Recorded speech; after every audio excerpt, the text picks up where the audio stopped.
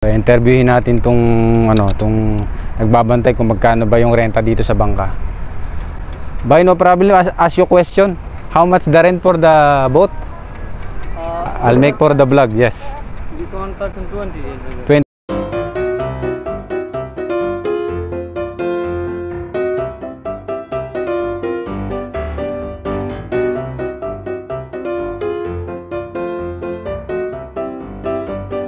Maubusan tayo ng ilaw.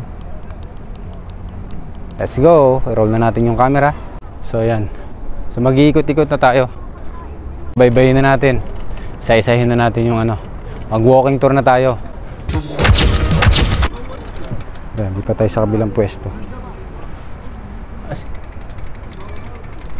So ito yung bangka nilang pinarerentahan. Ayan. So ito yan. Brother? Ano? Brother, this cycle how much? Cycle 1.5. So ito yung kanilang pinaparentahan ng mga bangka. So interviewin natin tong nagbabantay kung magkano ba yung renta dito sa bangka. Bay, no problem, ask you question. How much the rent for the boat? I'll make for the vlog, yes. This one person 20. 20 real per okay. So 20 real. So yung ride nila dito sa bangka is 20 real. So per person. This have this only 10 people. Only one person 20. 20. 5 people, one person 20 real. 20 real, 5 person. 30 minutes. Yes. So 30 minutes. So 20 real for 30 minutes. Then how many person will go ride? 5, 10, 20. If going, Yes. start should be 20 minimum. How many person? 20, but 20, only 20. 20. 20 people. 20 people. Yes. Okay. 20 people, 10 people, no problem. 20 people, 10 people. No problem. You 50, 60 real, you now go. Only 30 real, 30 real, 40 real, no go. Only go. Okay. Only 50, okay, you now go, no problem. Okay. So yung pagra-ride raw dito sa bangka is 20 real for 5 person. At least 10 person or 20 person para makapag-ride dito sa boat. So 20 real lang each pagra-ride. Thank you, bye. Thank you, brother. Thank you, brother. I will. So Philippines. So What's your name? yeah, What's your name? Gabriel. Gabriel. So thank you, bye. So balik na tayo. In-interview natin yung nagpaparide ng bangka rito. So sa ating kaibigan. So salamat. Thank you, brother. Thank you. So we'll go now back to the next.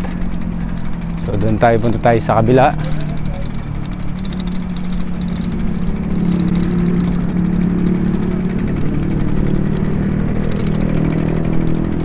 So lakad-lakad lang tayo ng rito sa may bandang dagat. So yan, maraming bangkang pinarerentahan dito. So nakakuha na tayo ng information kung magkano ang kanilang per rent dito sa mga naggagandahang corniche. So kung malapit ito yung naggagandahang corniche. Actually napakaganda rito tuwing umaga.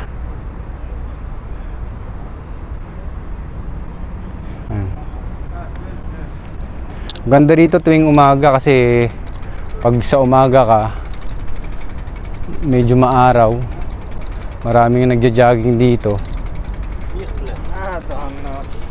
Iba-ibang lahi yung nandito. So iba natutulog dun sa damuhan, pwede naman matulog. Ang sarap magbaon dito, magkakape ka, mag-unwind ka. So marami ka ring makikita mga kabayan dito. So ayan, marami rito makikita mga kabayan. So ayan, nagre-refresh sila. Ayan, may mga kabayan dito.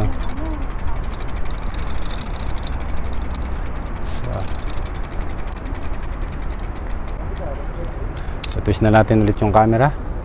Ikot natin. Plug na natin ulit yung lugar. So ayan, ang beautiful landscape ng Qatar. So ito yung kanilang beautiful sea. At nagamit natin yung ating bisikleta. Tinanong pa tayo nung nagbabantay ng bangka kung magkano raw itong ating bisikleta. So ayan, makikita nyo may mga nakatambay dito sa nagpapahinga sila.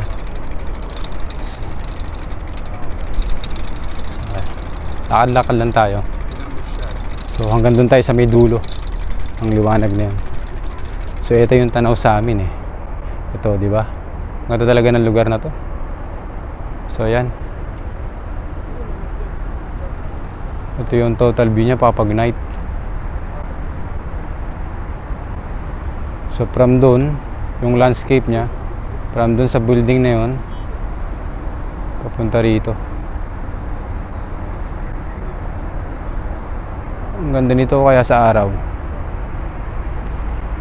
So ayan, nandito na tayo sa may bandang ano. Lakarin lang natin.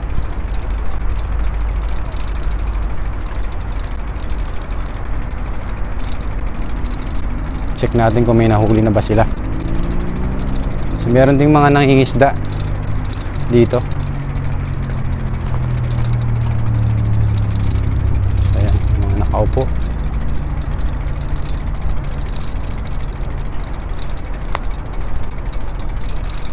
Lapitan naman natin yung namimingwit. May nakita tayong nangingisda. Check natin kung meron na ba silang nahuli. Tara, lapitan natin. Actually, maraming nangingisda dito tuwing madaling araw. Pero sa tingin ko kasi low tide eh. Itong mga to nagbabaka sakali kung may nahuli na sila. Pero check natin. Tara, lapitan natin. Twist na natin yung camera. So eto sila. Yun. Ang dalawa. Natin kung may nahuli na nga sila. Park muna natin. Check natin kung anong mga nahuli nilang isda rito. You have catch, bye? Huh? You have? Small. Small? Can I take video? Mm-hmm. Oh, thank you. I will take